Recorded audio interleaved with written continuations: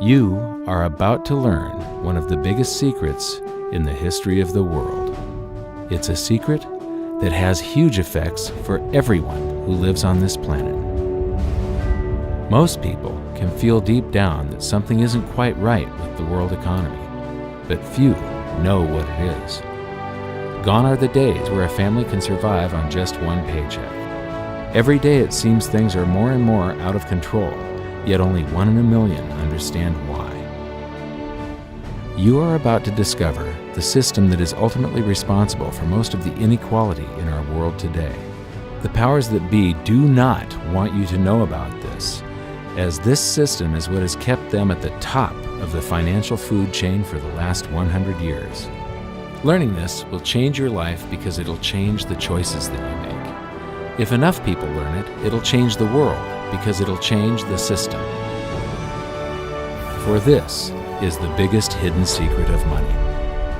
Never in human history have so many been plundered by so few, and it's all accomplished through this, the biggest scam in the history of mankind.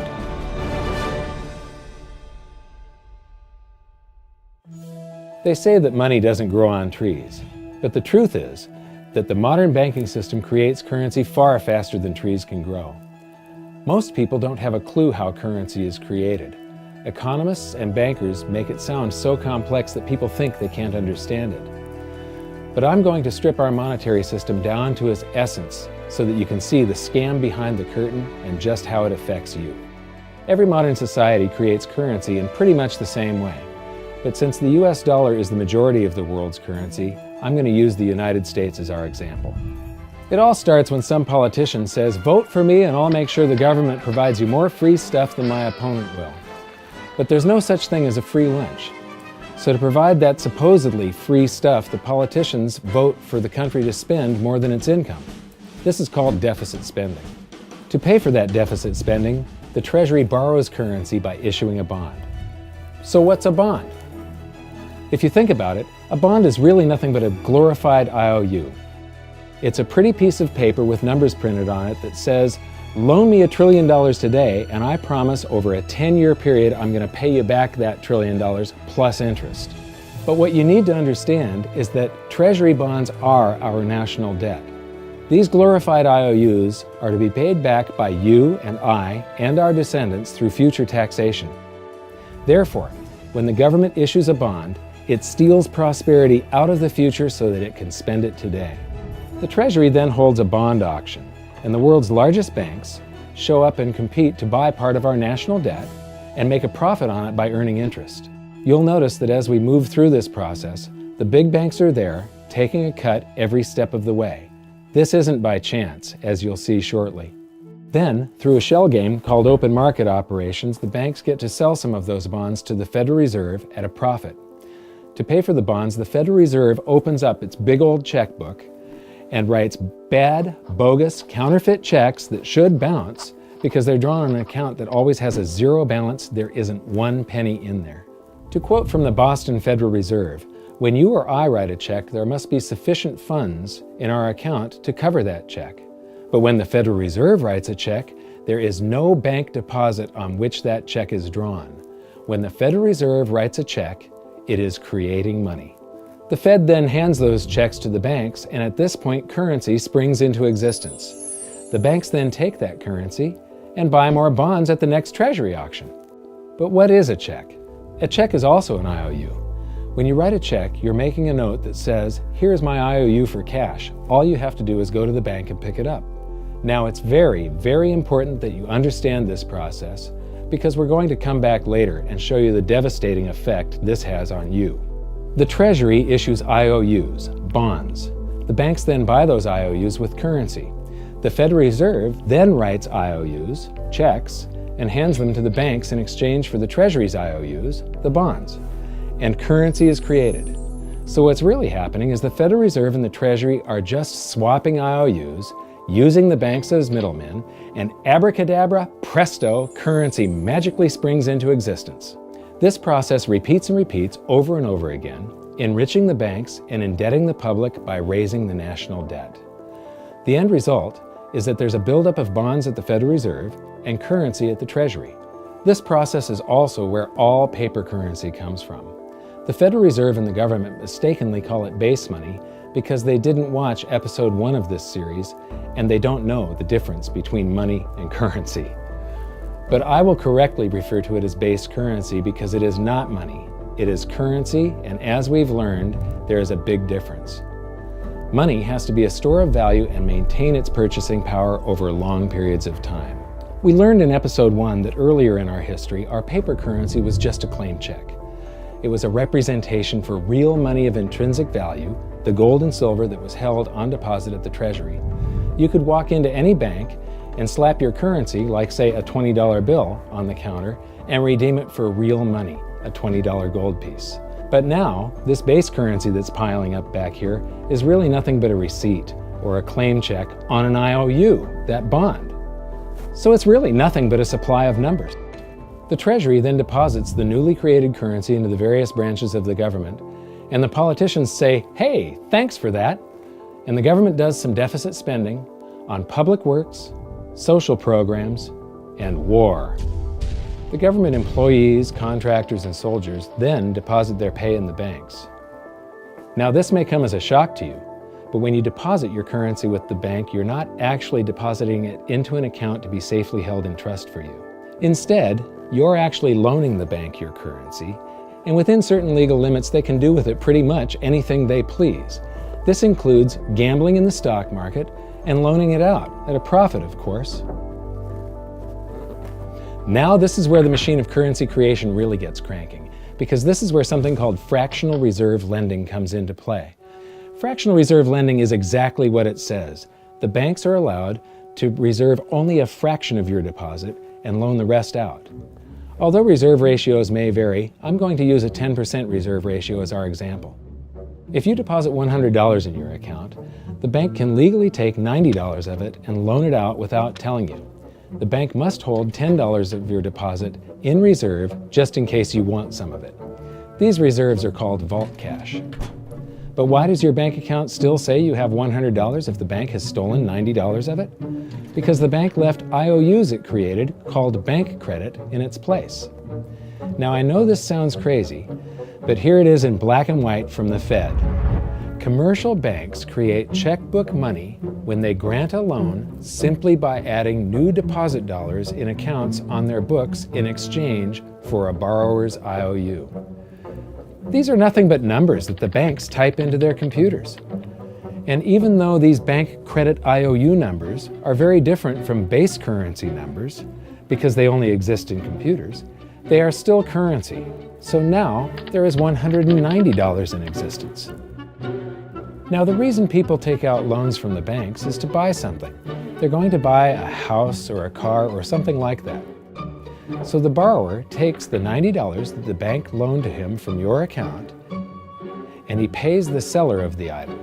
But then the seller deposits that currency into his account and his bank loans out 90% of that and leaves bank credit numbers in its place. So now there's $271 in existence. This process repeats and repeats until under a 10% reserve ratio, an initial deposit of just $100 can create up to $1,000 of bank credit, all backed by $100 of vault cash, just 10%. But as I said, reserve ratios vary wildly. On some deposits, it's 10%, on others, it's 3%, and on some forms of deposits, reserve requirements are 0. The result is that the expansion of the currency supply by the banks is far greater than even this example would lead you to believe. So once again, when currency is deposited in the banks get to lend it out, and then it gets redeposited and relent, redeposited and relent, redeposited and relent over and over again, creating bank credit all the way.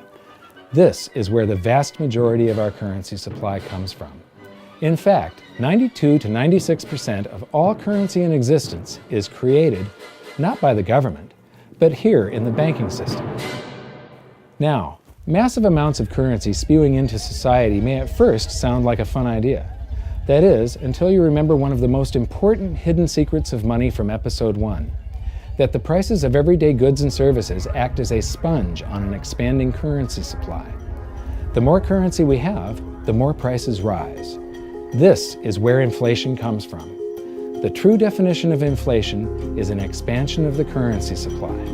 Rising prices are merely the symptom. So our entire currency supply is nothing but a couple of bucks whipped up in this hocus-pocus scam where the Treasury and the Federal Reserve swap glorified IOUs, and a bunch of numbers that the banks just type into their computers. That's it. That's our entire currency supply. It's nothing but a supply of numbers. Some of them printed, most of them typed, and there is nothing else.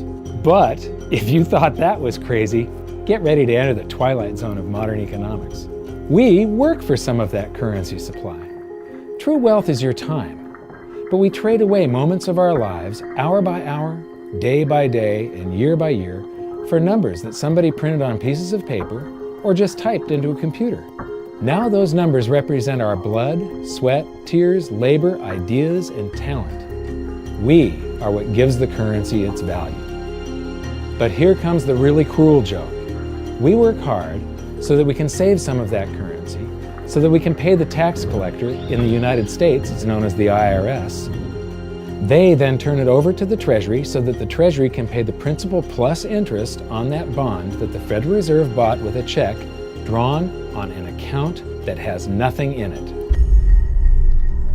Now let's do a recap on this section, because this is where the system begins to rob you and I on a massive scale. Much of our taxes are not used for schools, roads, and public services, but to pay interest on bonds that the Federal Reserve bought with a check drawn on an account that has nothing in it. The Federal Reserve is committing fraud. But here's one of the biggest secrets of them all.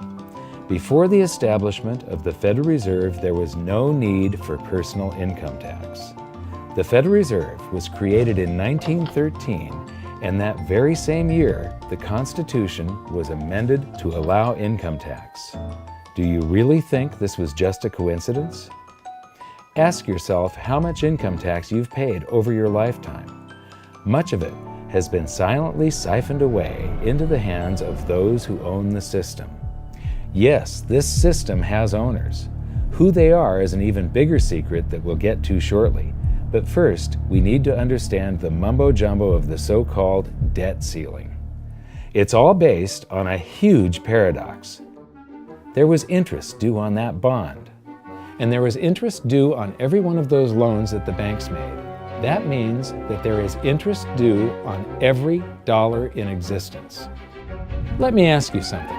If you borrow the very first dollar into existence, and that's the only dollar that exists on the planet, but you promise to pay it back plus another dollar's worth of interest, where do you get the second dollar to pay the interest? The answer is that you have to borrow that one into existence and promise to pay it back with interest as well. So now there are $2 in existence, but you owe $4, and so on and so on. The result is there's never enough currency to pay the debt. There is always more debt in the system than there is currency in existence to pay the debt.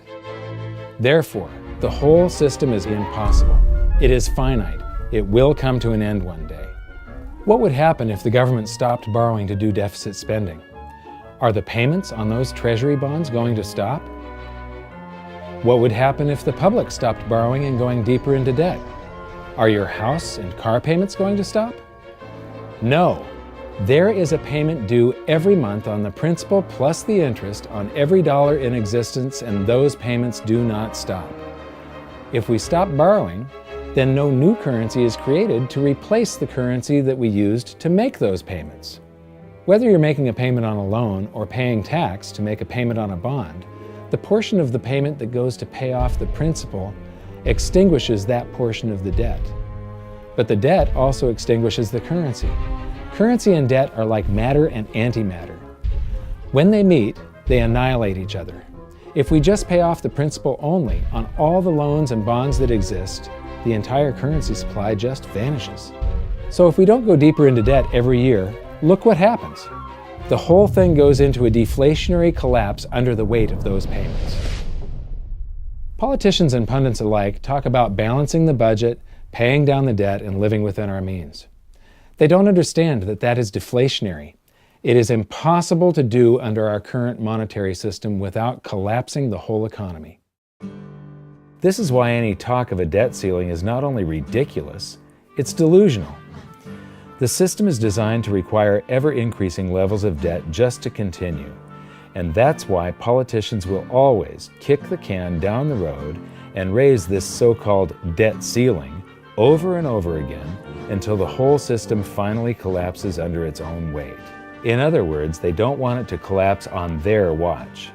The Founding Fathers of the United States knew the dangers of central banking and fought to free themselves from this very thing. The Revolutionary War started out as a tax revolt, but now we must pay tax just to have a monetary system. Having just suffered through the hyperinflation of the continental dollar, which was printed into oblivion to finance the Revolutionary War, they understood the dangers of fiat currency and debt-based monetary systems. So to protect future generations from institutional theft and out-of-control government, they wrote into the Constitution that only gold and silver can be money for the simple fact that you can't print them.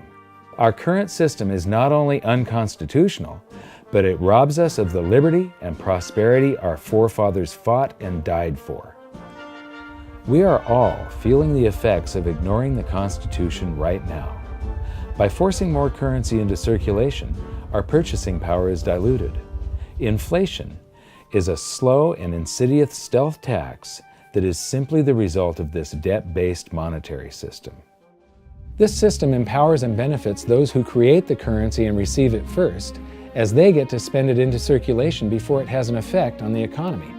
They're stealing purchasing power from you and transferring it to the banks and the government every hour of every day because of this false monetary system.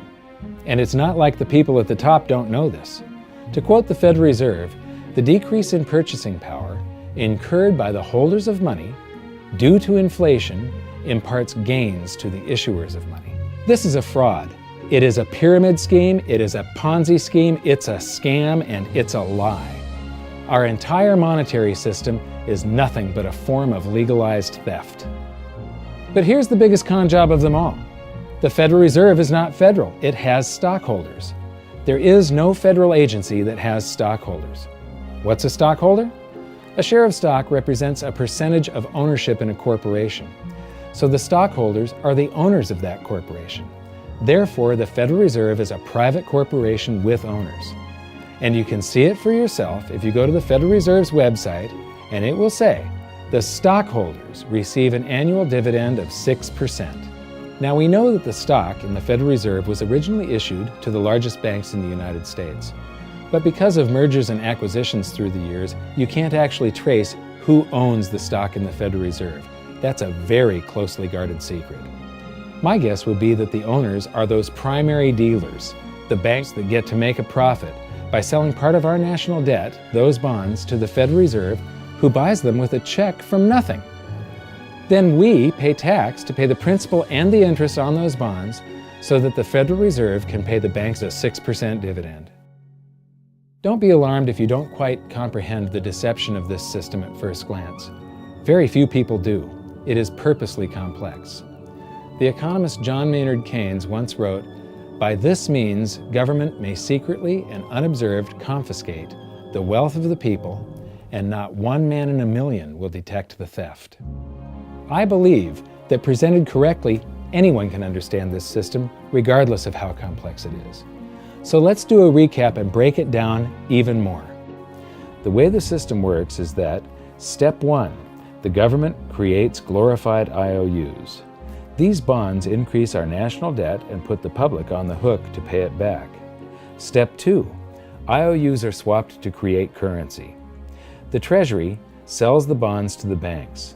The banks then turn around and sell our national debt at a profit to the Federal Reserve, which they probably own. The Federal Reserve then opens its checkbook that doesn't have a penny in it and buys those IOUs with IOUs that it writes, checks, on a checking account that has a zero balance.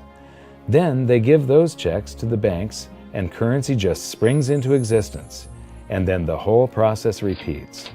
This results in a buildup of bonds at the Federal Reserve and currency at the Treasury, which is really just a supply of numbers. The Treasury then deposits the numbers in the various branches of the government, and we get to step 3. The government spends the numbers on promises, public works, social programs, and war. Then the government employees, contractors, and soldiers deposit their pay into the banks. And we get to step 4, where the banks multiply the numbers by magically inventing more IOUs through fractional reserve lending, where they steal a portion of everyone's deposit and lend it out. That currency gets redeposited, and then a portion is stolen again. And the process repeats over and over, magnifying the currency supply exponentially. Then we work for some of those numbers, which brings us to step 5, where our numbers are taxed. We pay tax to the IRS, who then turns our numbers over to the Treasury, so the Treasury can pay the principal plus the interest on bonds that were purchased by the Federal Reserve with a check from nothing. Then we get to step 6, the debt ceiling delusion. The system is designed to require ever-increasing levels of debt and will eventually collapse under its own weight because politicians always kick the can down the road. They don't want it to collapse on their watch. And finally, step 7, the secret owners take their cut. The world's largest banks own the Federal Reserve. Those banks make a profit selling our national debt to the Fed. They make a profit when the Fed pays them interest on the reserves held at the Fed, and the Fed pays them a 6% dividend on their ownership of the Fed. This system is fundamentally evil. It funnels wealth from the working population to the government and the banking sector. It is the cause of the artificial booms and busts of modern economies, and it causes great disparity of wealth between the rich and the working class. And it is only possible because we no longer use real money, we use currency. But worst of all, it is a form of enslavement. Bond is the root word of bondage. Whenever a government issues a bond, it is a promise to make us pay tax in the future. Nobody asked you if you wanted to pay tax today for the prosperity we all enjoyed in the last century. Nobody is asking our children if they want to work hard in the future to pay for the prosperity we're enjoying now. George Washington once wrote to James Madison, "No generation has the right to contract debts greater than can be paid off during the course of its own existence." By stealing prosperity from tomorrow so we can spend it today, we enslave ourselves and future generations. Now this all sounds pretty bad, but there is great hope, for you are the greatest threat to this false monetary system. This system relies on the public being ignorant of its workings. Please share this knowledge with everyone you know, because an informed public that fully understands the system can build a better future for generations to come. And now I leave you with this quote, widely attributed to a former director of the Bank of England. The modern banking system manufactures money out of nothing. The process is perhaps the most astounding piece of sleight of hand that was ever invented. Banking was conceived in inequity and born in sin. Bankers own the earth. Take it away from them, but leave them the power to create money and control credit, and with the flick of a pen, they will create enough money to buy it back again. But if you want to continue as the slaves of bankers and pay the cost of your own slavery, let them continue to create money and to control credit. This is the Federal Reserve in Washington, D.C. It's located on Constitution Street, and that is just as much of a joke as the New York Fed being located on Liberty Street. Both of them are unconstitutional, both of them limit our liberty, and they transfer wealth away from us every second of every day to the Federal Reserve, to the government, and to the banking sector. You are now among the 1 in a million who can detect the theft of your prosperity. So the big question is, what can you do about it? 1. Watch this video until you can describe and teach it to others. Those who understand this system can make preparations for its unavoidable collapse and protect themselves. History shows that those who don't will probably be wiped out. 2. Share this video with everyone, especially those you care about. All it takes is a mouse click or two to get this message in front of millions. Post this video on Facebook, tweet it, email it to loved ones. Please share it wherever you can. 3. Join the conversation. The current world monetary system is based on a 300-year-old design meant to enrich a few at the expense of the many. There must be a better way. At hiddensecretsofmoney.com, we've created an open-source platform for the design and development of a new world monetary system. We're calling on every economist, every student, every college, every bright mind, and anyone who cares to join the discussion. In educating ourselves and each other, we can prevent the further loss of our freedoms and maybe, just maybe, win some of them back.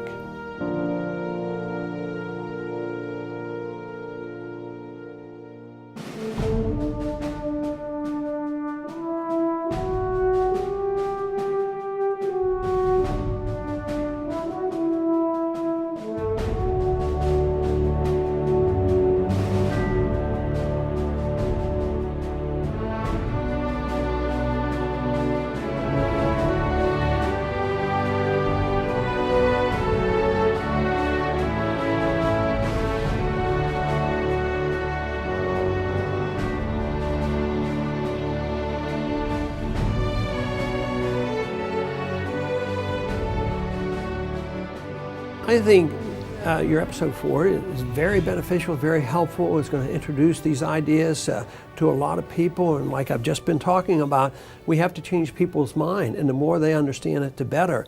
And I think we're at this point now where more people in the last several years, 4 or 5 years, have thought about the Fed than they ever have in the previous 95 years. So I think an explanation and diagrams to show it is very helpful, because quite frankly, they're not going to get it in their grade school, they're not going to get it in their high schools, they're not going to get it in college unless they're in a very rare circumstance to understand how this works.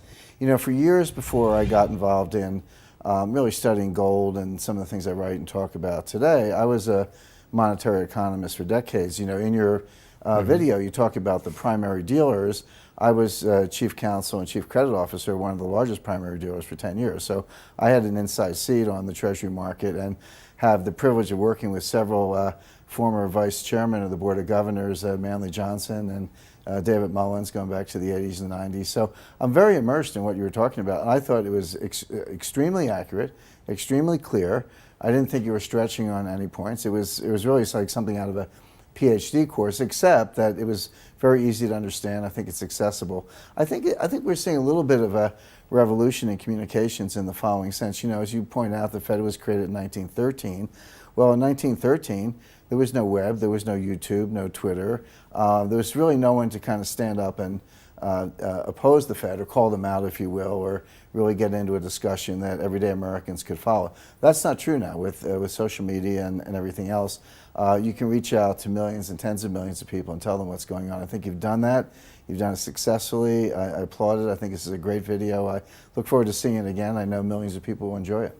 Well, as we know, the Federal Reserve believes it can create money out of thin air, not realize money is supposed to represent real products and services.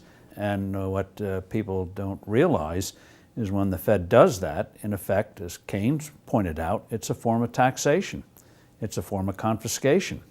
And because people don't see it, the politicos get away with it, but it also undermines social trust. It just is corrosive throughout society. We're going to have a lot of turmoil in the coming years, but it's going to be the kind of turmoil that leads to positive things. So don't despair. Get out there and fight, because the tide is going to turn. This is going to be the status last stand. Thank you. This episode of Mike Maloney's Hidden Secrets of Money was brought to you by goldsilver.com and the new Silver Pegasus round. To learn how to protect your family and turn the coming economic storms into opportunity, visit goldsilver.com.